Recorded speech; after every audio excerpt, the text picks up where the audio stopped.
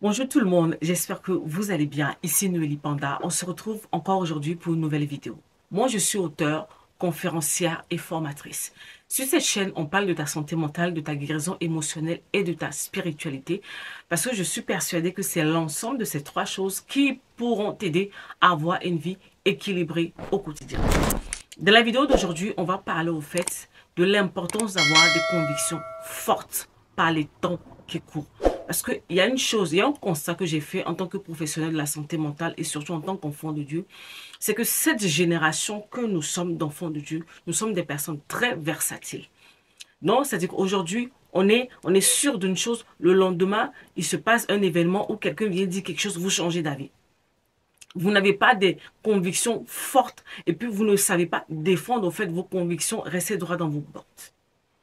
On change tout le temps. Déjà, une personne qui change d'avis tout le temps vis-à-vis d'une personne, d'une situation, ça veut dire déjà qu'il y a un problème à l'intérieur de toi. C'est déjà un signe de blessure intérieure quand tu n'es pas une personne ferme au fait dans tes décisions. Parce que déjà, on ne peut pas te faire confiance.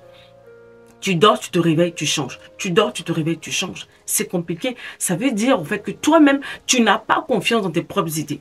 Ou tu ne fais même pas confiance au Saint-Esprit te dit.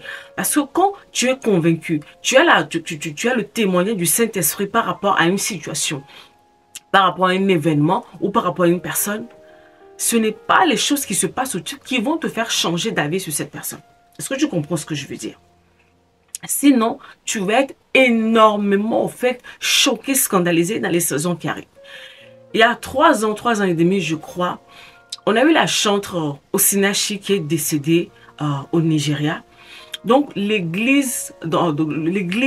corps du Christ dans le milieu anglophone était vraiment en ébullition. Ça allait de partout, ça explosait de partout.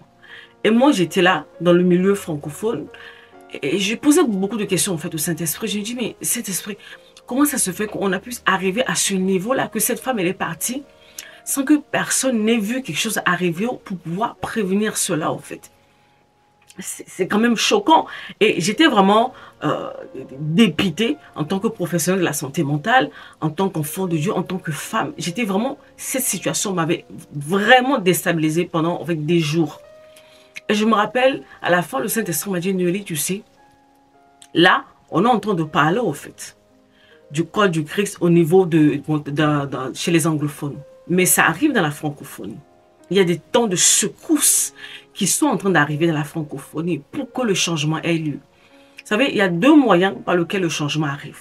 Soit que les situations arrivent, on prend le recul nécessaire, on prend les mesures, on fait des mises à jour et on avance. Ou soit ce qu'on fait, on reste dans le déni, où on essaie de mettre les choses de côté, on étouffe, on étouffe, on étouffe. À un moment donné, boum, le scandale va arriver. Et le scandale, malheureusement, pour les personnes qui ne sont pas assis comme il faut dans les choses, ben ces personnes, au fait, leur foi va prendre un coup, ça va aller dans tous les sens et surtout, tellement ça va faire du bruit de partout que si tu n'es pas une personne avec de fortes convictions, tu vas être perdu dans cette saison. Tu vas être perdu. J'insiste là-dessus. Si dans cette saison, tu es en train de m'écouter et que tu fais partie vraiment du corps du Christ, de la francophonie, le conseil gratuit que je te donne au fait dans les saisons qui sont en train de courir là et qui vont arriver, assieds-toi, travaille sur toi pour pouvoir développer au fait ce qu'on appelle la confiance en toi, la confiance en tes idées, la confiance au fait à ce que tu ressens, la confiance à ce que le Saint-Esprit te dit et être une personne ferme, droit dans ses bottes. Sinon, tu vas être ballotté. Parce qu'aujourd'hui, tu vas entendre ça. Demain, tu vas entendre ça. Chacun va aller au fait de son côté et tu vas être perdu. Tu vas être perdu. Si tu ne fais pas attention, ça va créer d'énormes problèmes au fait dans ta foi, dans ta relation avec Dieu. Alors que ce n'est pas forcément ce que Dieu veut pour toi. Les scandales vont arriver. Les bruits vont arriver. Parce qu'il y a un travail de fond qui doit se faire chez nous, en fait. Et malheureusement, Dieu peut utiliser par moments, en fait, des méthodes très fortes. Ça ne va pas être joli à voir, ça ne va pas être joli à entendre, mais c'est par ça, par moment, que le changement va arriver. Mais vous, pour pouvoir vous préserver, pour pouvoir faire face au fait, à cette vague, au fait, des choses qui sont en train d'arriver ou qui vont encore arriver, Travaillez sur vous. Ayez des convictions fortes. Ne soyez pas changeants au fait. Je répète, ne soyez pas des personnes changeantes. Aujourd'hui, je suis là. Demain, je vais ici. Demain, je vais ici. Parce que l'une des choses au fait que moi, je remarque dans cette nouvelle génération d'enfants de Dieu, le seul mot que les gens ont dans la bouche, c'est « je suis déçu ». Je suis déçu. 1, 2, 3, je suis déçu, je suis déçu. Tu es déçu de qui? Par quoi? Si par des hommes tu es déçu, c'est tout à fait normal parce que ce sont des êtres humains, ils ne sont pas parfaits. Ça veut dire que tu as placé des attentes là où il ne faut pas en fait. C'est tout. Donc préparez-vous, préparez votre cœur. Vous n'êtes pas obligé d'avaler tout ce que vous entendez. Apprenez à faire le tri. Même la parole de Dieu vous le recommande. Soyez comme des chrétiens de Béret. Quand on vous dit quelque chose, déjà, vous savez, à l'intérieur de vous, quand on vous dit quelque chose, il y a déjà une alarme intérieure qui s'allume déjà. Beaucoup d'entre vous, cette alarme est éteinte. Vous ne faites même pas confiance à ce que vous pouvez ressentir. Vous ne faites pas confiance à ce que votre cerveau vous dit. Encore moins à ce que le Saint-Esprit au fait vous dit. Souvent, la parole des hommes, je parle des hommes avec un grand H, passe avant tout ceci. Alors tu es en danger dans cette saison. Tu es en danger. Tu vas pleurer. Ta foi va prendre un coup. Et je n'aime pas ce que forcément le Seigneur veut pour toi. Donc, tu dois apprendre à travailler sur toi. À avoir des convictions fortes. Pour avoir des convictions fortes, vous savez, certains d'entre nous, on a grandi dans les environnements où ta parole ne portait pas. Tu devais toujours faire ce que les autres attendaient de toi.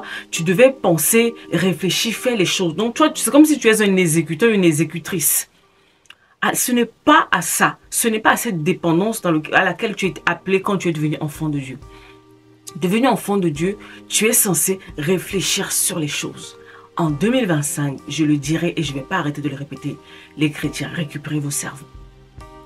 Récupérez vos cerveaux. Vous avez le Saint-Esprit. Récupérez vos cerveaux. Vous avez le Saint-Esprit. Apprenez à faire le tri dans les choses. Parce que vous criez par rapport à beaucoup de scandales. Vous criez à beaucoup de choses qui se passent. Mais la plupart du temps, le Saint-Esprit vous prévient. Le Saint-Esprit vous dit les choses. Mais vous avez placé l'humain, vous avez placé l'homme, les êtres humains avant Dieu. Et c'est comme ça que après vous êtes déçus, vous êtes blessés, vous êtes ceci, vous êtes cela. Alors que non. Vous savez, quand tu avances avec le Seigneur, tu grandis avec le Seigneur, il y a des choses qui peuvent arriver, tu entends. Sur le coup, ça peut te choquer. Mais au bout de quelques heures, au bout d'une journée, tu passes à autre chose, en fait. Et ta foi ne prend pas un coup parce que tu es consciente que ce sont des êtres humains. Et il n'y a que Dieu qui est infaillible. Sinon, l'être humain, voilà. Soyez des personnes de conviction. Je répète, soyez des personnes de conviction. Peu importe par où vous êtes, sur les réseaux, dans la vie de tous les jours, dans vos assemblées, peu importe. Soyez des personnes de conviction. Que votre oui soit oui. Quand vous êtes convaincu de quelque chose, restez droit là-dessus. Quand vous n'êtes pas convaincu aussi, restez droit dessus. Même si on vous dit non, ne cédez pas forcément à la manipulation. Ne cédez pas à l'intimidation. Ne cédez pas à toutes ces choses-là. Restez droit dans vos bottes. C'est ça aussi. Être un enfant de Dieu, c'est ça aussi qui fait partie au fait du processus de guérison. C'est comme ça qu'on peut dire que non, tu es une personne qui est guérie, tu es ferme dans tes décisions, tu es droit dans tes décisions, même si ces choses ne font pas l'unanimité, mais c'est ce que tu crois, tu as la conviction de ça et tu défends cela en fait. Je veux voir une génération d'enfants de Dieu qui ont la conviction de quelque chose et qui défendent, qui restent droits dans leur position, même si ce n'est pas populaire. Vous en avez besoin. Nous en avons besoin. Parce que je vous assure que plus on va avancer et les choses ne seront pas toujours simples. Là, je suis vraiment en train de parler par rapport à l'église, au fait, dans la francophonie. Ça ne va pas être simple. Soyez prêts. Soyez sûrs de vous. Et surtout, voilà, votre relation avec le Seigneur. Votre relation avec le Saint-Esprit. C'est ça qui va vous garder, qui va vous protéger. Sinon, si vous tournez les yeux vers les êtres humains, ça va être compliqué. Protégez-vous, protégez votre âme, protégez au fait votre éternité, protégez votre salut. C'est de votre responsabilité. C'était Noélie Panda.